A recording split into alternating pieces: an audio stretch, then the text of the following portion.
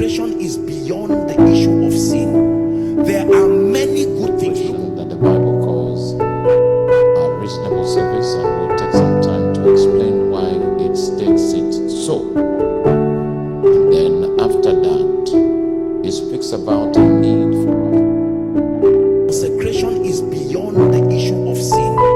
There are many good things. Look up, please. If you walk with God, there are many things that are not sinful and evil that you will still need to come out of. Are we together now? Consecration is not just the matter of what is bad or sinful. No, there are many things. It is the constraining power to be able to honor and keep your call, your mantle, your mandate. So there are many people who are not sinful, but they are not consecrated. Let me tell you the truth.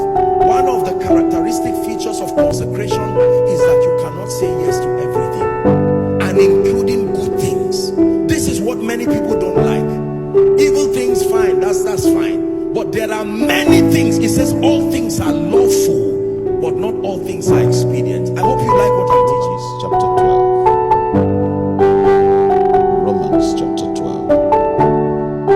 In Romans chapter 12 verse 1, the Bible says, I beseech you therefore, brethren, by the mercies of God, that you present your bodies a living sacrifice, holy and acceptable unto God, which is your reasonable service. And be not conformed to this world, but be ye transformed by the renewing of your mind, that ye may prove what is that good and acceptable and perfect will of God.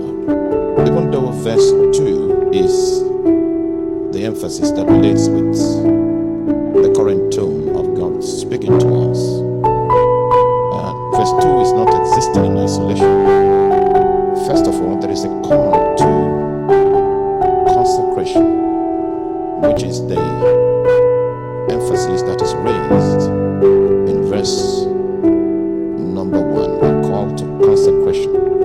And then if you see the link between the first verse and the second verse, it seems that the emphasis of the first verse is a linkage to the second verse.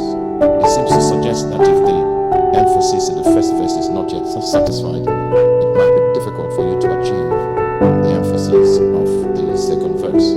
So we have a call to consecration that the Bible calls a reasonable service, and we'll take some time to explain why it states it so. And then after that, it speaks about a need for us not to be conformed to this world, and that transformation will be achieved by the renewing of our mind. My emphasis is the renewing of the mind, transformation by the renewing